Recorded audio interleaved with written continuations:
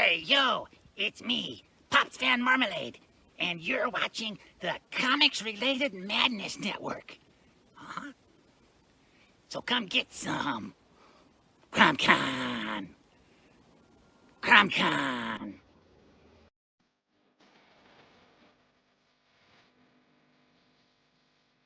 If you're a fan of comic books and comic book conventions, Daytona Beach Comic Con needs to be on your list of must attend events. It's a show that actually focuses on comic books. Imagine that! This year's event is happening on Saturday, September the 6th, and Sunday, September the 7th. Silverline creators will be there, so we'll see you at the show. There's a new convention in town, and it's sure to be mega fun without the mega expense. Comics, toys, collectibles, pop culture. ShadowCon, Saturday, February 1st, 2025, in Orlando, Florida. Silverline creators will be there, so we'll see you at the show. If you find yourself in the Orlando area, and let's be honest, doesn't everyone come to Orlando for the House of Mouse? Head over to Coliseum of Comics to get your comic book fix. Be sure to check out their location on East Colonial Drive, where they carry a wide selection of independent comics, including Silverline books. Stop by and don't forget to tell them Silverline sent you.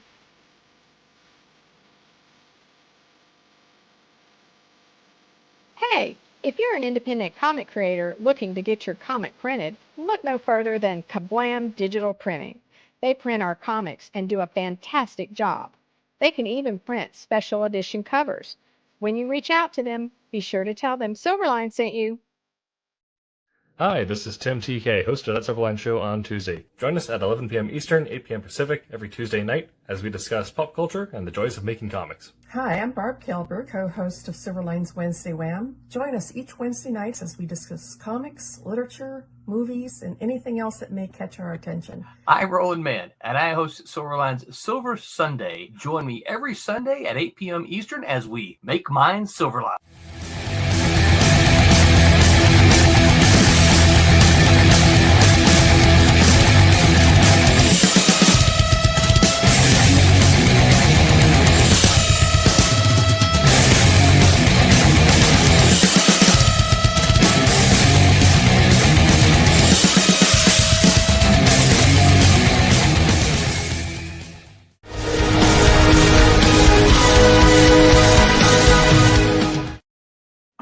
Hello, Internet, and welcome back to That Silverline Show on Tuesday. I'm your host, Tim TK, and I'm joined, as always, by David Rios.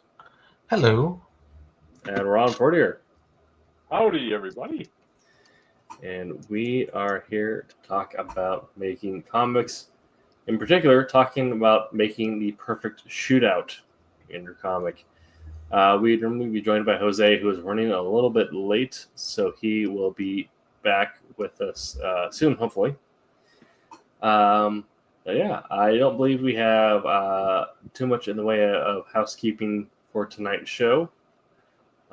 So we do have news that I believe next week we'll be getting ready for 2 weeks from now. We'll be getting ready for the launch of the new March campaign. I don't believe it's been announced yet, but if you're looking to get your pre-orders on the next Silverline book, we should have news for you then. All right. Very cool. Very sweet. Very cool.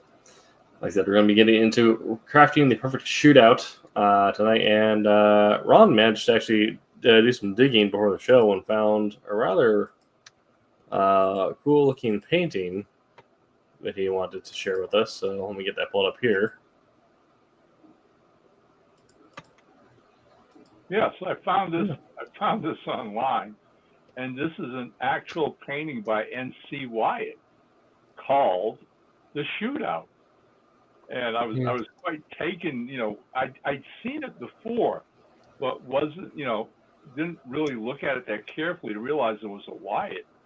And again, knowing what we were going to be talking about tonight, I realized, we got to share this and let people look at it, because I think one of the things it does, obviously, and perhaps that was Wyatt's intention in the composition, but the actual action of the shootout that occurs, it's obviously a Western painting, right? Yep. Is nowhere staged or organized.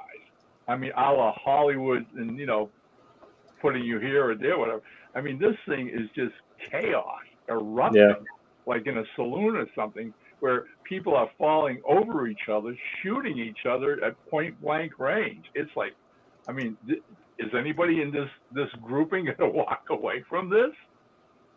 The guy hiding behind the other guy. I think Yeah. he's going to make it. The one using the other guy as a shield. I think he'll be okay. But yeah, you have to wonder too, okay? Because again, we're going to be talking about the perfect shootout, all right? And you have to wonder if historically, whatever real shootouts occurred were anything but perfect. They had to be irregular and haphazard and whatever. I mean, arguably, I think you guys will agree, the most famous shootout ever was obviously the gunfight at the OK Corral. Mhm. Right. And as has been shown in various stages, I mean, early Hollywood glamorized it like crazy. If you ever watch some of those old movies with Henry Fonda or Burt Lancaster or whatever, when you get to the shootout, it's very well orchestrated, pretty much like a choreographed dance step. But in Tombstone, I think there was a real attempt to do some kind of, authenticity in regards to the recorded reports of what the shootout was actually like. I mean, the thing lasted less than 30 seconds and was pretty much everybody just whipping their guns out and shooting at the other guys back and forth with absolutely no real plan or strategy other than to hopefully be still standing when the gunshots ended. Right. Yeah, I think it's something that it works across any genre. It makes the action scenes much more believable when you actually get into the chaos of it all. Because I outside of the mid 1700s, very rarely was there organized line file shooting, and even then, that would get broken up by either artillery or cavalry charges. So then when you get to the point where you're having either just a bunch of rough and tumble individuals or even small gangs of criminals and lawmen fighting each other, given the logistics of towns at the time, plus just the nature of how things would happen, it'd be very... things would just start happening and you'd be reacting. You wouldn't have time to necessarily... Great thing. So if you get a moment of the story where you get down and spend time in the chaos, either crafting the visual of it or using dialogue to express the emotions happening, because like you said, like even in Tombstone, even in cases where this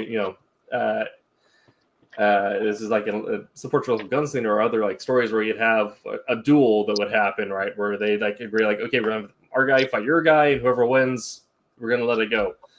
A lot of times they wouldn't let it go. Instead, they start pulling out guns and running for barrels or running for whatever. And then everyone is just kind of sending bolts flying, and everyone who's came out to watch this is now running for the hills.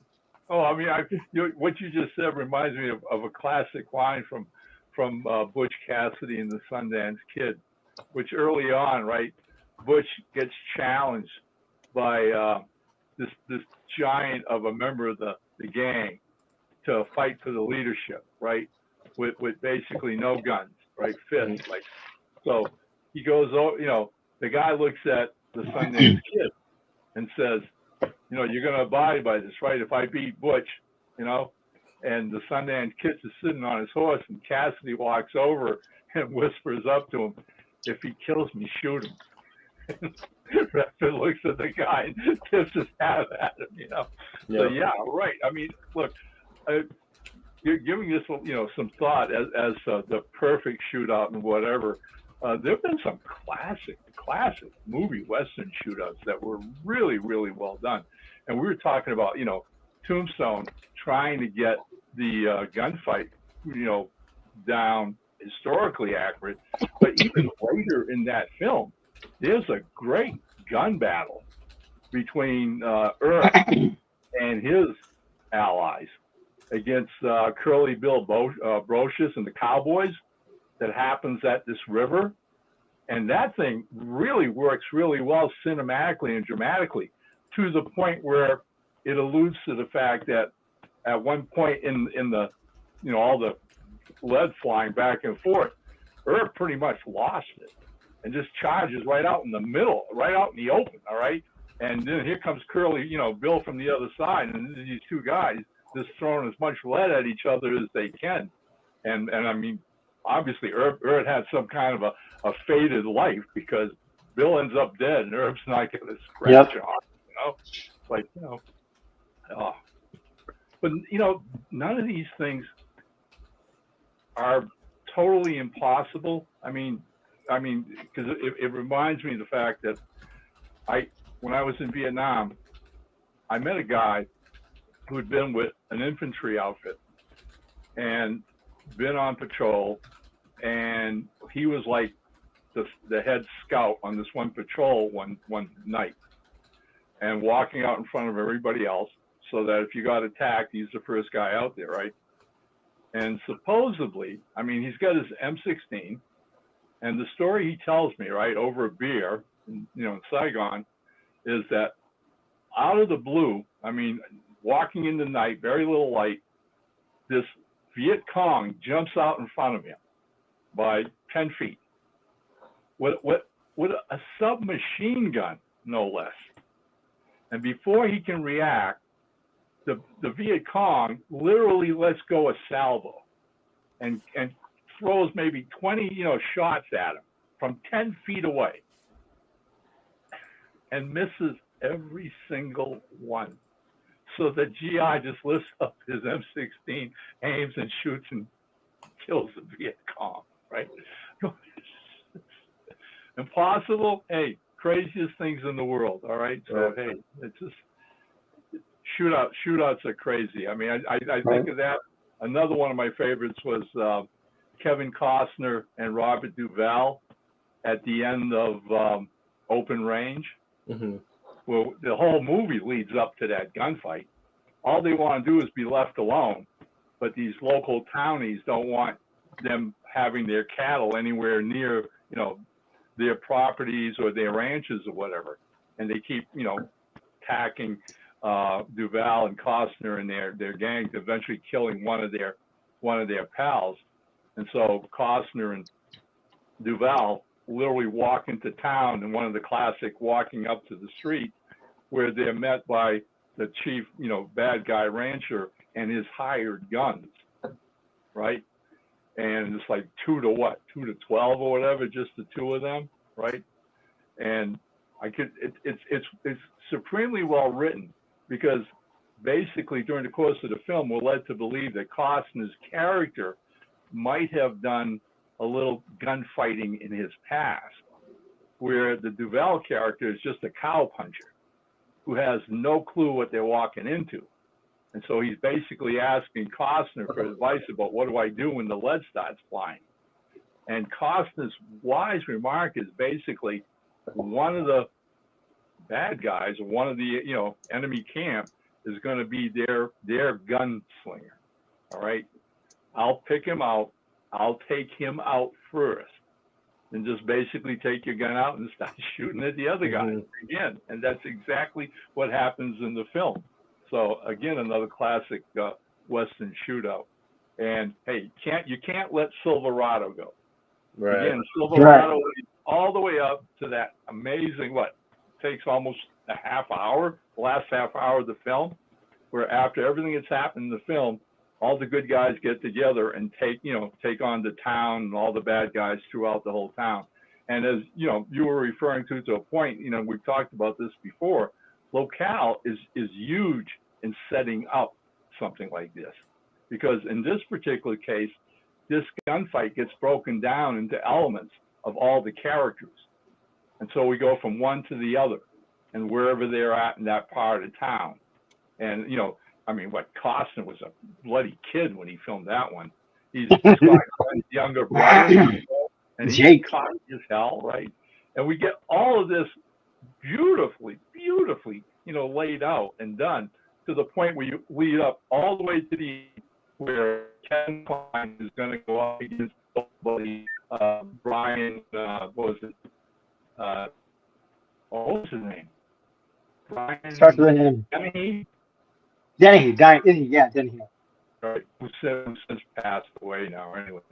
But again, that's the classic shootout, right? Two guys facing each other across the street. Okay. My 2 cents. There you go. Yeah, I think, Ron, it sounds like you're having some network issues there. You're kind of stuttering and got a little robot-y, so hopefully we don't lose you during the show tonight. Hopefully it fixes itself. Yeah, I think if we kind of look at all that and how we can start looking as how we as comic creators can create the perfect shootout, there's a lot of elements that we can, the first starting out like the writing side of things, a lot of elements we can start reverse engineering.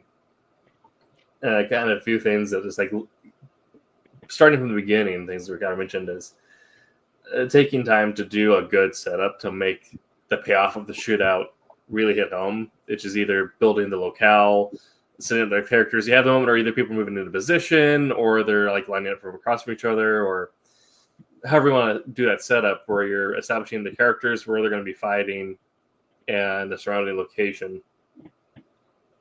If there's a damsel in distress, of course, you take time to set her up or whatever you need to do there. And then you got to have that like loud, quick moment that snaps the action into place where someone pulls the trigger. You have, Doc Holliday whips the gun up from the holster real quick. Something happens quick, snappy, and everyone is now fighting for their lives. Oh yeah, I mean, look, to me, Hollywood had a good grasp on doing layouts, and I know for a fact they influenced most of the Western comics of the 50s and 60s. All right, I mean, you're reading anything from Kid Colt to the Rawhide Kid at Marvel to reading Johnny Thunder or the Trigger Twins at DC, and I can vividly remember those comic books. I absolutely loved them, and the thing that you picked up from them and that you understood was that the script writers themselves had a grasp of laying out what you want to call camera shots. Yeah. To the point where once the action got started, you tried to do as many wide shots as you could to get full body action. All right, of the Kid Colt basically standing, crouched down and shooting at a couple of guys here or there, and then running, one of the bad guys runs behind the saloon or whatever.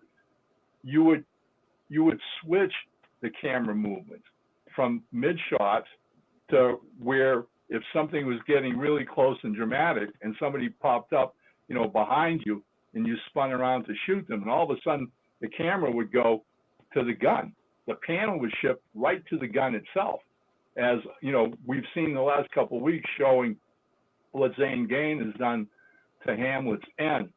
There's a sequence in Hamlet's End where this guy rides up to Dallas out of the woods, and basically she's target shooting, trying to hit cans on a rock. And these are all fire shots where you see both of them. But as he rides up to her, he makes a comment to the effect of, well, let me show you how it's done. And the very next panel, Zane does this huge panel, which is, here's the guy, you're looking at him sitting on his horse, but the very next panel is his gun's already out in his hand and shooting. It happens like one panel to the next. It's like, let me show you how it's done. And suddenly there's this profile of this 45 blasting away, flames coming out of the barrel and whatever. And again, understanding that the more you switch camera shots, the more you switch middle ground, foreground, close-ups, the faster the action will pace up. Instead of getting static. The last thing you want to do in any action sequence, whether it's a shootout or a car chase or whatever that you're doing in a comic and graphic, the last thing you want is the same exact boring camera shot. from panel to panel to panel. The minute you start switching them up, the eye literally picks up that movement extra fast. Yeah, absolutely. And taking the time to like make those snap movements also adds to kind of the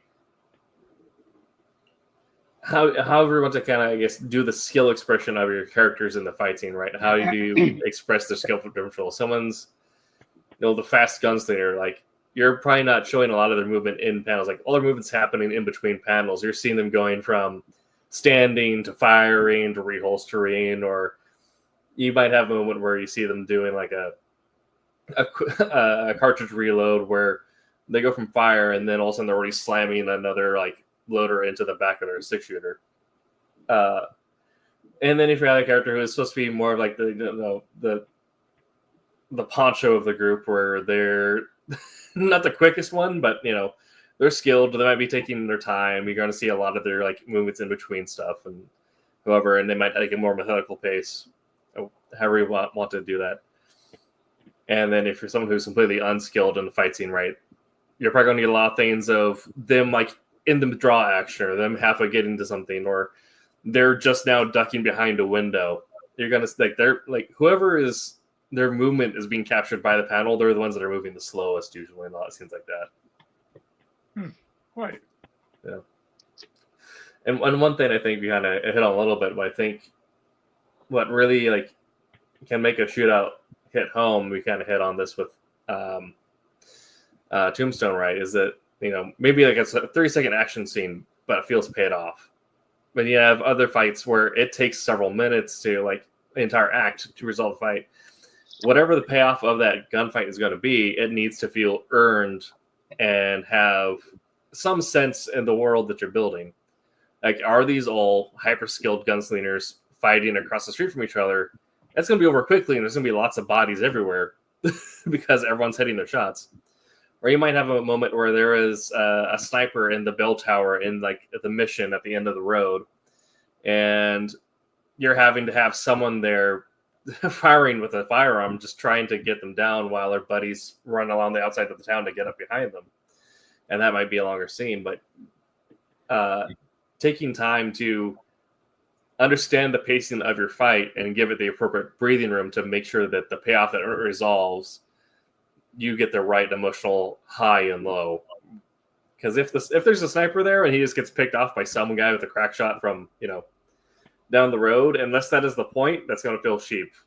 And if there is a bunch of skilled gunfighters who are shooting across from each other and no one's hitting their shots, well, now they're no longer skilled, because why is no one dying if they're firing point blank range, right? If you have everyone in the tavern, yeah, exactly. Either that, or they're using some of those the bad batch of Smith and Wessons didn't get rifled properly. I mean, the thing that I get a kick out of in writing anything, any kind of fiction, in storytelling, all right, whether you're writing prose or you're writing a comic script, right? I think in prose, we hear a lot of study and criticism about the pacing of a prose, right? Of a short story, of a novel, okay? How do you pace a novel? How do you keep the story going? You keep the interest of the reader. I mean, today, most books are bloated because the publishing business is such a ray, all right, that they want every penny they can get for their bucks. And so even thriller writers are told to pad their books. And so you're not getting just books that are, 300 pages or whatever. You're getting books that are 400 or 500 pages long, all right? And that adds an added challenge to the writer to keep that pacing going, to keep the reader turning pages, all right? We don't get that much discussion about that in writing comic scripts. And it's sad that we don't, because the truth of the matter is, and I'm sure you get it, Tim, is the idea that as you're writing a script, all right, and envisioning the pages in your head, there is a great sense of pacing. And as you talked about, all right, we writers do this thing in this action between the panels I call spatial editing, all right? It's basically, I've seen the whole scene in my imagination, but I'm going to leave that image out and put this one instead because I think this one is more dramatic. I'll leave that image out in the spatial editing as you write, okay? And depending on how you're writing it and what you want the visuals to be, you can create pacing. And that's what we're talking about. I mean, it'd be impossible, I think, today to sit down and try to write a Western shootout, all right, which would encompass maybe a couple of gangs, rival gangs in the same town, all right? And you're going to write this shootout with maybe, 10 guys on one side, 10 guys on the other side, right? Well, obviously, there has to be a point where you're going to want to do a build-up. You're going to want to create some tension. And then basically you get them out in the street and maybe there's some banter and words pass between people or whatever. But in the back of your mind, as you just alluded to, that the minute one guy draws a gun and fires one bullet, they're all coming out. Yep. And now you've got all these players on your field, on your chessboard, all in your mind. That's all the only place that exists, okay? And now you start setting them up. You start sending them here, sending them there, trying to remember this one, trying to remember that one, who got shot, who didn't get shot, who's still, on his feet and whatever, and going back and forth. Depending on how you write that, depending on what happens in every single panel, and they are so crucial in this kind of setting the pace, all right, is that you build a crescendo. Yeah. Of basically, boom, boom, and one guy gets shot. Boom, boom, another guy gets shot. Boom, boom, two guys get shot. Three guys, boom, boom, boom, until all of a sudden you build this big climatic finale where you're left with your hero and your lead, villain, the bad guy or whatever, and that's the way it should be. You know what I'm saying? Mm-hmm. So there's a way of creating pacing in what you do with the panels. And again, my thought and my feeling is, as I write, has always been, take that camera and move it. Keep moving that camera all the time. Never let it stay static. Absolutely. And there's something that that ties into how you structure that pacing and how you structure the sequence of events itself that has been stuck in my mind ever since I heard it. When I was down in Orlando, Benjamin Percy, who wrote a lot of Green Arrow, as well as a bunch of other thriller books, did a panel at, I think it was the community college at Cimarron there. And he said he has a catchphrase in his book called "Thrill Me," which I recommend anyone who wants to write action pick up. But his catchphrase is "always explode the helicopter." And the idea is that from classic 80s action movies, right, that helicopter always explodes, and you can apply that to any, does you have to have some sort of a big moment set piece in any action sequence that is supposed to be climactic. It doesn't need to be the climax of that fight itself. It could happen beforehand. It could happen afterwards. And again, it doesn't need to be a helicopter. It could be there's black powder barrels on the back of a cart trapped to some horses or whatever. And you could cart that just happened to stop right where exactly, And so you can put this anywhere in the fight, because that could be the moment where you might have the classic good guy gunslinger who's smarter than everyone else in the room, so he spots that black powder and he knows that he can knock the enemy force down by half if he just whips out real quick, hits it behind them, and now the explosion happens, the fight begins, and you're rooting for the good guys the entire time because they have this leg up, and so then you can. When the bad guy sniper starts picking off and even the field becomes even more gut-wrenching and tightening.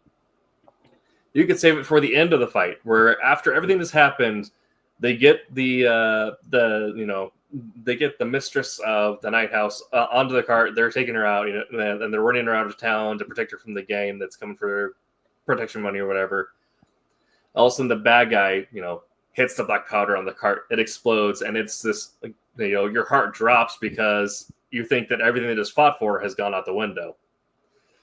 And so you can take this as a moment to, because obviously, you're gonna have this moment of emotional height and resolution where your main good guy and your main bad guy face off, and it might be a one-on-one duel when all the bodies are on the table or on the road or whatever, or however that happens.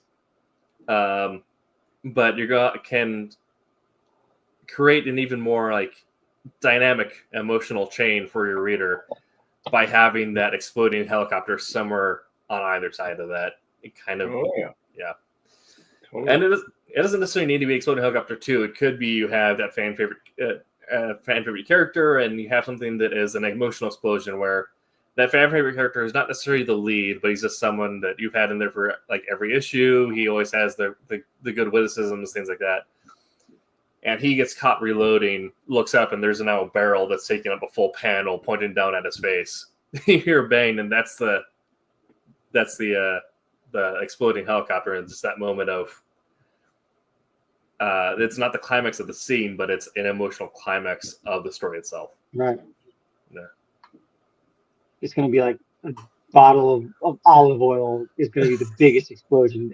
That's it. I'm going to put that in every page I draw. Every time there's going to be fire, it's going to be a bottle of olive oil. It's going to be a huge explosion. Right. Oh, David, you're muted. Let me get you. No, I remember.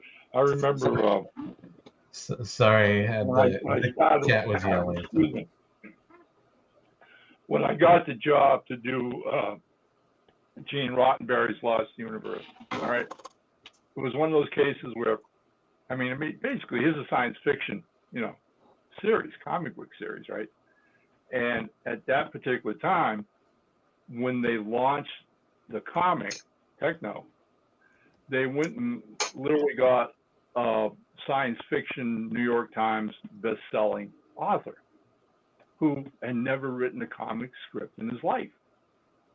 So basically, I mean, this guy starts turning in pages, and they're basically all talking heads, all right? So that the artist, who's a professional, all right, after 2 scripts like this, right, just basically calling and screaming at the editor, all right, I'm off this book, okay, this is ridiculous, all right, you guys, I can't keep doing this. And so the offshoot of all that was, I get a call, right, because somebody at Techno, not that particular editor, the editor of Gene Roddenberry's Lost Universe was Jim Chambers, but a fellow editor was a good friend of mine. And so Jim had to be, probably in the break room one day having coffee, talking about how he's having to deal with this, this author writing these word-heavy scripts with no action, right? And they need somebody else.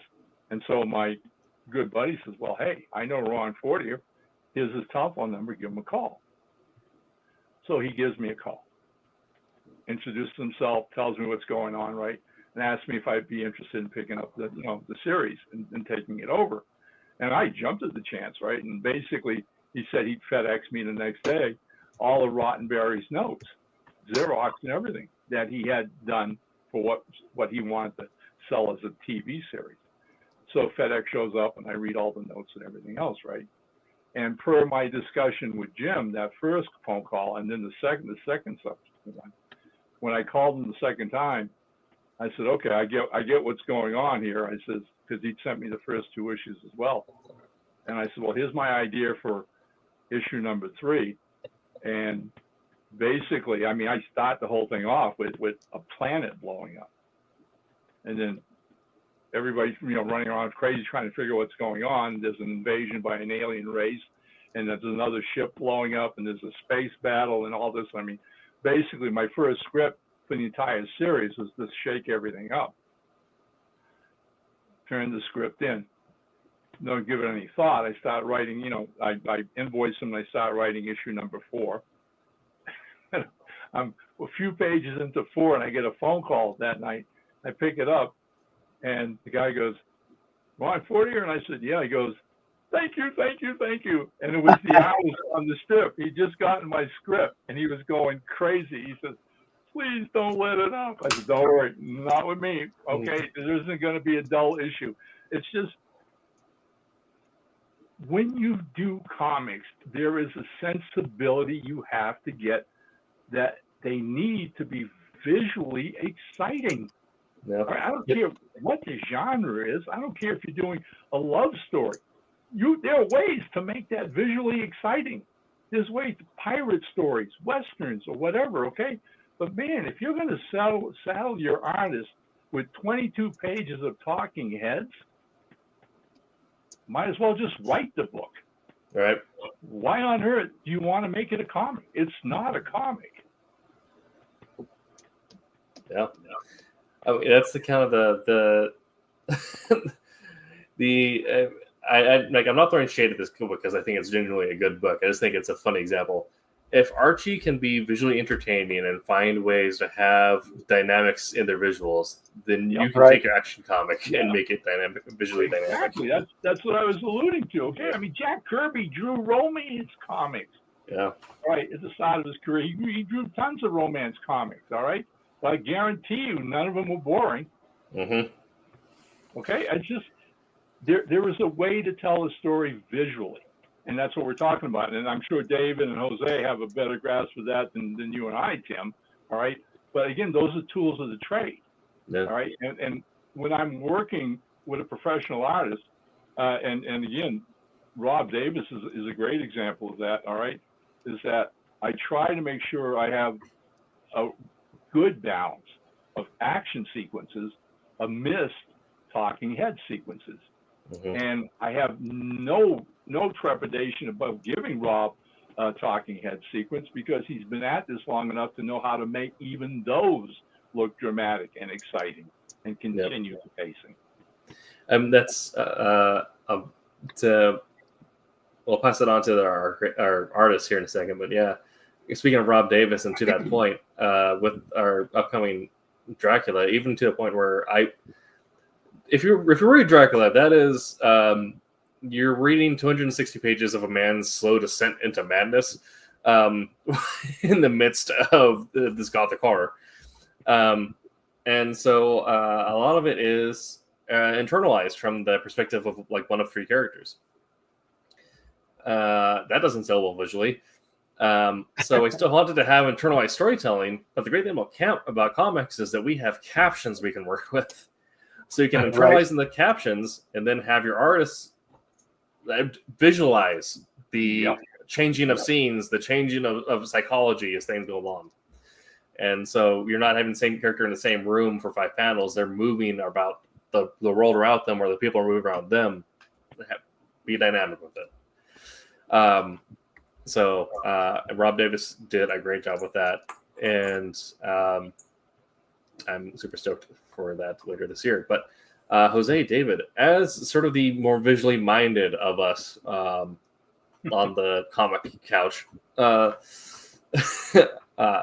when it comes to the visuals of a great shootout, like the perfect shootout, what are some things that come to your mind? What are things that you want to illustrate or work on, or how do you want to go about building the visuals of a great shootout? Strategically place bottles of olive oil.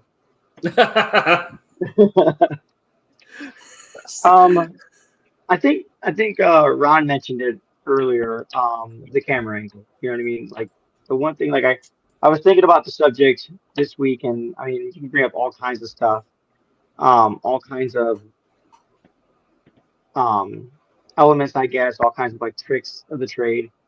But the one that kept coming to my mind is the camera angle. I like dynamic camera angles, you know what I mean? Like from the worm's eye looking up, for a shootout, like angle your vanishing, or your horizon line, I mean, you know what I mean, to just give it something more dynamic, more, more fun. Like everything that lays flat like this, like you said, talking heads, everything that lays flat, it's gonna look flat. It doesn't matter how you manipulate the foreground and middle ground and whatnot, it's gonna look flat.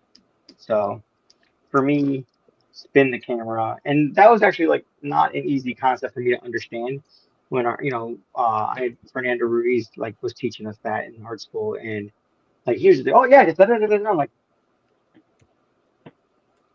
I don't understand, I don't know how you're picturing that, but when it finally hit, oh right, the more I used it, the more that made sense to me, you know what I mean? And nowadays, you can create your vanishing points and whatnot digitally, and that's usually what I do. Like when I penciling in obsoletes and whatnot, I always start off with the page being rough digitally, and then I'll print it out and then do work on my like details that way. But like then I can like manipulate and figure out, okay, that doesn't look right. Do I angle it more? Do I change the perspective from like 2 point perspective to 1 point, or just, you know what I mean? But yeah, the camera angle, like that to me is everything when it comes to like a dynamic shootout. You know what I mean? How do you That's feel? what I How do you feel about drawing like close-ups? Because I mean, also don't bother me. you ever just stop in the middle of the action and like move in on the character's face? Yeah. To show some kind of visage or grim, or what I'm talking about, that is part of the action itself.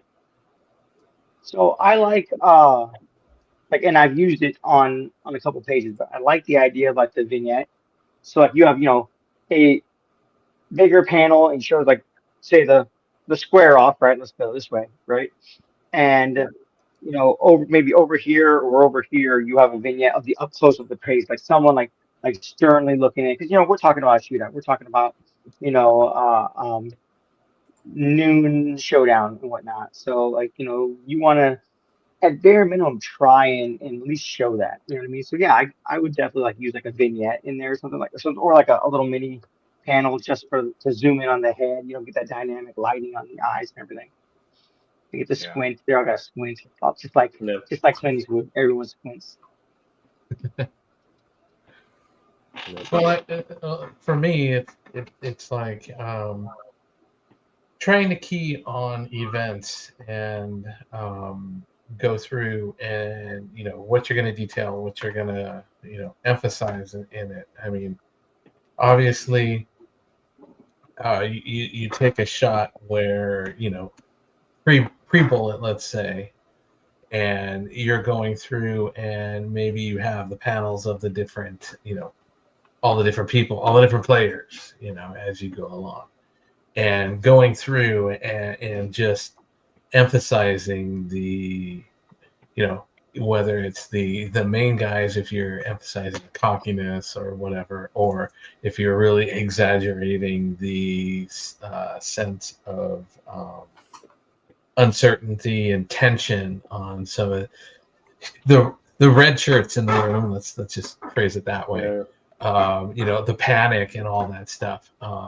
So you've got breakouts in that, and then once you go through and you get into the first shot, maybe at that point you're dealing with a large panel that just shows the first bullet being fired, and you want to go through from the coloring aspect and all that stuff. I want to go through and really emphasize that motion that the bullet is going through, and putting details and keying in on that. So depending on what the layout is and what point it is in the story will determine for me where you want the emphasis to be. Right. Yeah. So I feel like also from a coloring and shading perspective, I feel like part of it is just like the mental perception of action scenes, but I feel like also just in general in action scenes, it's kind of a moment where the contrast just kind of get cranked up quite a bit because of like either explosions have a background or just you're drawing so much attention to these action sequences, to the movement throughout them, the points of being dynamic, that you're going to have quite a few moments of heavily darkened background or foreground, depending on what this panel calls for, or elements that are kind of done as almost like straight black, like it's a wall behind someone and they're pulling around to shoot at someone down the road, right? So when do you find that some of that is intentional or like is unintentional, where you're just find yourself suddenly making things more intense, like coloring wise, or how much of that are you being hyper specific with where you're placing colors, how you're adjusting the rendering, things like that? Well, like I said, it all depends on what you're trying to get across. So, you know, if you kind of think about it in layers, all right, your pencil will go through and will, say we go back to, for example, the crazy guy, he's going to die and all this stuff. He's the guy panicking and all that stuff. Um, he may go through and put like a worried face.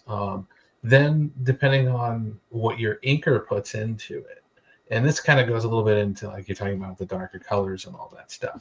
If you have an inker and an inking style that on this puts, concentrates and puts heavier shadows and all of that stuff, then you're kind of trying to balance the colors with that.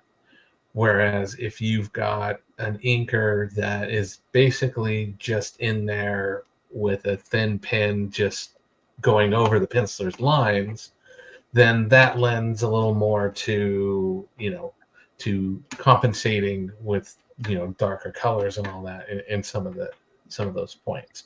And even things like, nervous, like putting sweat and things like that, you could, depending on what it is, if you wanted to emphasize that.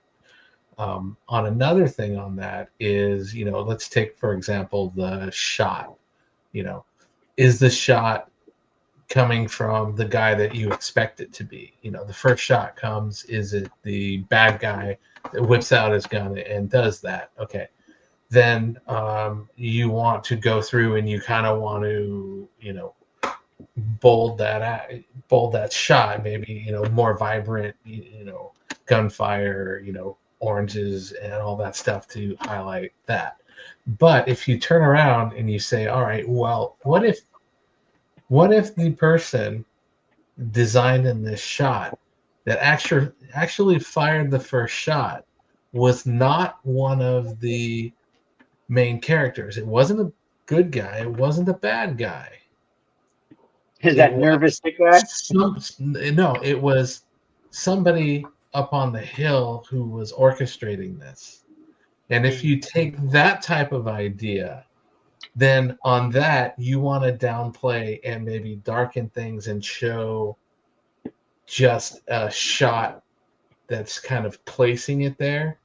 Not a real huge thing, but you just want to get the idea across that, here's somebody else that's coming into play who's orchestrating this fight and wants this fight to happen. Maybe he's sensing that, the good guy and the bad guy are, maybe they'll come to an agreement and not happen, and they want to instigate it. So you can play around, depending on how the layout is on it, where you just want to bring a small key saying, boom, there's a, even if it's a up on the hill, you have a bright, a bright solid flash, to indicate that, hey, it came from here. But you don't want to put a lot of effort in that. You just want to, go and say, hey, something else happened. So you would, me as a colorist, I would say, all right, I just want to highlight that that's there, but I don't want to put anything. Whereas in, like I said, if it's the good guy or the bad guy, you want to do that. And I think the picture that you had, that Ron suggested at the beginning, that really goes through and kind of shows that, because there is that utter chaos, and going through and adding to that chaos is a lot of the vibrant shots and all this, and the color adds to the chaos of the scene of this guy, his gun is this way and all of that. So you can really play into that picture. You got a lot of the smoke, for example, but it's a lot of bright smoke and all that, because it really wants to draw your attention to the shots and where things are going. So I think that that can help. As a colorist, you always want to augment. You don't want to overwrite what the the artists, the penciler and inker and all. And in this case, the painter set it all up. You don't want to go and contradict what is being put across, in the scene. You just want to augment it one direction or the other. Yeah. If that makes sense. Absolutely. That's my take on it. Let me ask you this, Dave, because some artists, I think like Frank Miller and others of his styling, every now and then will employ coloring as almost that big pow that you need. Okay, so let me set up a scene, right? There's a shootout in the middle of the street, and one of the bad guys is like the junior henchman who helped set up the whole takeover of the town. But now our hero and his deputies have shot it out with the whole gang. The leader's been killed. In the meantime, though, this little weasel rat is like slipped away, right? And he's edging himself on the boardwalk and backing away from the back of the saloon, right? So all this is played out, panel to panel, page to page, and he's, making his way out. And he turns the corner of the saloon thinking that he's gotten away free and clear, all right? And this is all done in traditional colors. And you turn the page, and the next panel at the upper left is him suddenly being jerked off his feet with a gunshot, and the entire panel is all red. Mm-hmm. Okay? And then the next panel is him on the ground, and the banker who he had killed's daughter, who's 12 years old, is standing there with a smoking gun. Big surprise, she caught him. What do you think of use of like a whole panel, one color? I think that can make a big statement, depending on how you want to lay it out. To me, it's that surprise element. You know what I'm saying? No, I understand that. I know that some comics, for example, will use a single use of a color. So that red that you're talking about, maybe you're dealing with a panel that's mostly gray tones and stuff like that. The scene is that way, and then for this particular panel, you're using red. Well, if the design of the book is they wanted more a monotone, a flat panel red, then I would, you would almost have to do cuts on, where you're putting those solid blocks. But if you have something where you're dealing with a mixture of tones of red, then how I would lay that out is if I was strictly dealing with reds and degrees of red, is obviously at the point where the shot would be fired, I would concentrate and use my more intense red in that and bring it out and spread it out towards him. Yeah. But it is a thing, and when I think of Frank Miller and a lot of his stuff, and I also think of some things that Jim Lee did for a short period with his Death Blow book and all that, was they both had a really good use of black and white tones, right? Blocks of tones and all that, and there was minimal color in a lot of the stuff that they did, like the Sin City and the Death Blows and all that. Right. But it was a really good concentration on how they saturated their areas. And I think in this shot that you're doing, that's the first thing that I'm thinking of is your saturations and where things are going. Are there, like splatters, gunfire splatters or things like that. So that would be my take on that. All right. I guess this will be something that both of you can hit on, maybe more so Dave, because you have, oddly enough, you have some very specific experience related to this question I'm about to ask.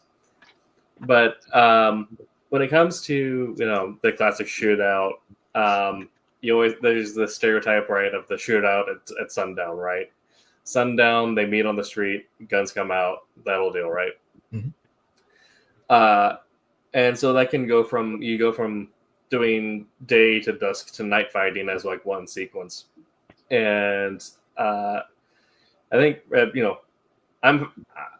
recently I've become more a fan of the I guess Square Enix night fighting gradient of the blues to the dark yellow.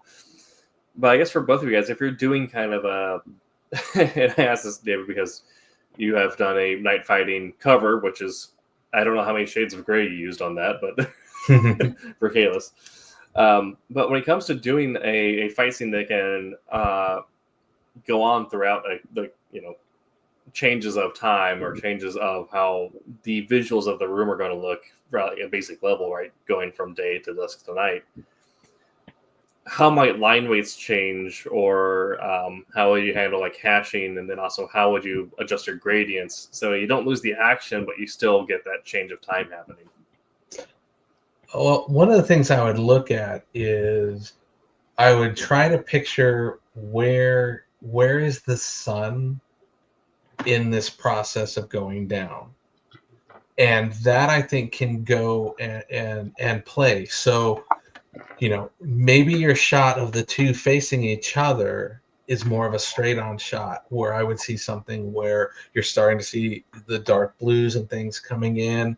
You're seeing more of the warmer colors and yellows and things towards the bottom as it's transitioning down. But depending on what the scene is you may have to take a look and see if you now have a panel where you have a particular user that's at an angle, like one of your gunfighters is behind. You may, based off of where you think the sun position is, you may nudge that a little bit, and maybe what you're doing is carrying behind them more of an orange or something like that, because the sunset is maybe it's behind them, maybe it's bouncing off of a building or something like that. So going and if you're properly going and laying it down, you're trying to go through and see and visualize where things are, and then go through and set those up in those panels depending on what's around in that. And then you also have the things of maybe maybe you tend to warm up your antagonist and cool down. Maybe you catch a little more of that sun going down, it's a little darker, so you kind of tone down your bad guy, because you don't want your bad guy to be the bright and whatever and warm fuzzy guy. You want it to be a good guy. So playing around with that, timing and all that is something I think that can really affect that, and shadows and all that. Not so much from a colors point of view, the hashes and all that. That's just the tones and all that. A lot of the hashes and the line weights and ink weights obviously are coming. Those are all coming from the penciler and the inker putting theirs in. So let me turn it over to Mr. Fuentes over here to put his. Strategically placed jars of no wait. I'm ready to skip right now. Right? So depending on what the script says, and I as an artist absolutely love it when the writer tells us what time of day is it. Well, I mean, this whole discussion. I mean, as a writer, I'm sitting here listening, thinking to myself, "Well, wow, I fit that into a script." I mean, I would definitely fit that into a script where it's on sunset, all right, and you've been called out to a gunfight with your enemy in the middle of the street. Well, I'll tell you what, I'd make sure the sunset was behind me. Right. Because those last rays of sun shooting up past me, I'm just going to be a black silhouette to my enemy who is in bright sunlight in front of me. All right, I've got the advantage. It's almost like dogfighting in the air during World War I and II. Always have the sun at your back. Make sure the sun's in your enemy's eyes, not yours. There you go. They're all connected. Right. Well, as as an artist, sometimes we have to be told that. 'Cause sometimes we don't realize that. Because I've colored, I think it was like it's a whole book, but it was like 3 pages I colored, and then the writer, was like, "Hey, by the way, it's just supposed to be at night." Oh, let me redo this. Can I just slide the hue and saturation bar? Would that help? No, it doesn't. I gotta redo it. But I will tell you, I tried. I tried to hit that like hue and saturation. Just can I just slide it to change? No, no, it just didn't work out. But yeah, but that knowing that determines where depending on how you set them on the board, you know what I mean, in regards to how you spin them, where your light source is, where the sun is, whether it be behind one person or in front of in front of the other person. That determines where your spot blacks are. You know what I mean? That determines where you're hatching and cross hatching, where all your rendering elements that techniques that you use to create depth and you know what I mean in the piece. You know what I mean? That's determined by where the sun's at. I mean, you have, if anybody listening to this, I mean, the realization is the fact that I think the one element in comics that has, exploded over the last 30, 40 years is coloring. And the ability, thanks to the internet, and I mean, the palette now is endless. Where Right. When Thanks, I was Jamie. reading comics, in the 50s as a little kid, that old process of just the primary colors and all you could do and nothing but, and man, you look at color, you look at what coloring can do today. I mean, just the expanse of that palette again allows you guys to basically create mood and atmosphere that the old guys could never ever do with just colors, ever. What I can attest to is when I went to college, one of the things that I learned to do was to actually cut through and do colors with amber lit sheets and all that, and setting up your coloring process with those different layers with the sheets and all that stuff. So it was an interesting learning experience. I'm definitely really much happier with the computer aspect of it. Oh, I mean that's akin to my starting my career writing on a beat up old electric typewriter, which I would never ever want to go back to again. Please, please, please. The whole green colored IBM. Oh, man. I know, so back in the day when they used to do colors, it used to be like a dot matrixy kind of print. So like you had like these the halftones that created a halftone of this color, halftone of this color, and that is how you got your purples. It's how you got like your oranges and stuff like that, right? And I think it's really interesting that now, then it went to are able to do that in the inking / penciling process. You were able to get like Zipatone. Zipatone created that halftone, and you could just lay it down, cut off the part you don't need, and there it's done in your inking process. I mean, it's not really inking, but I mean, it was part of the technique at the time. And now that's people just like slamming that out digitally. And I looked at it and I was like, man, it's really cool. Like it gave it a very like retro, very like rustic feel, even with modern style colors. I had to hit a friend up. I was like, yo, how did you do those halftones? Like, well, like I know it's not like a trade secret, but I can't figure it out. How'd you do that? And he walked me through it. I'm like, oh, that's really cool. You're talking about digitally?